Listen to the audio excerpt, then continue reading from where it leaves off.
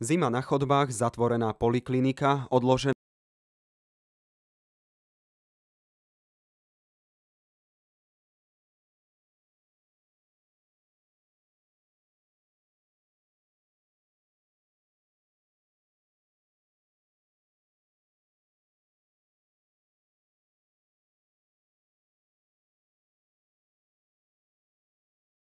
Že tu zima. No vodu dneska asi není už teplá voda. Popravde sme mali sprchovať, ale není. Pre nemocnicu bude kritický zajtrajší deň, kedy úplne vypnú kotolňu, aby ju mohli opraviť. V tom čase v nej ostane zhruba 60 pacientov, ktorí sú na jednotke intenzívnej starostlivosti a anesteziologicko-resuscitačnom oddelení. Desiatky pacientov už presunuli do ostatných univerzitných nemocníc. Tá oprava si vyžiada minimálne 8-hodinový zásah.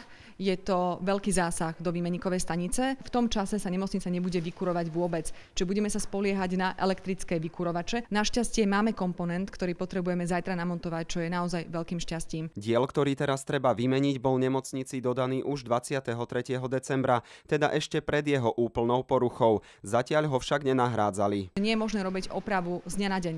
Tá oprava si vyžaduje naozaj enormnú prípravu aj na báze poskytovania zdravotnej starostlivosti, presunu pacientov, čiže logistika, zastúpenie lekárov a tak ďalej. Takže naozaj nie je to jednoduché niečo také pripraviť. V nemocnici nám dnes viacerí lekári mimo kamery povedali, že problémy s vykurovaním tu trvajú už viac ako 2 roky. Podľa ich slov o tom vedenie nemocnice vie. Dlhodobo situáciu nerieši, kým sa podľa lekárov neobjavia problémy. Chlad v nemocnici vnímajú aj pacienti, ktorí nemocnicu navštevujú. Musíme chodiť pravidelne na kontroly a je tu zima. Naše nemocnice sú v stave takom, že sú morálne a technicky zastarané a my naozaj len sanujeme samé havárie. Antolská má problém najmä v tepelnom hospodárstve, čiže ten problém je tu vlastne permanentný. Problémy s kotolňou tu mali aj v novembri. Na výmenu kotla vtedy dostali od ministerstva takmer 700 000 eur. Po zajtrajšej oprave výmenikovej stanice by už v sobotu mala nemocnica fungovať v normálnom režime. Budúcotýždňové operácie by už mali vykonávať podľa plánu. Kristián Čekovský, RTVS.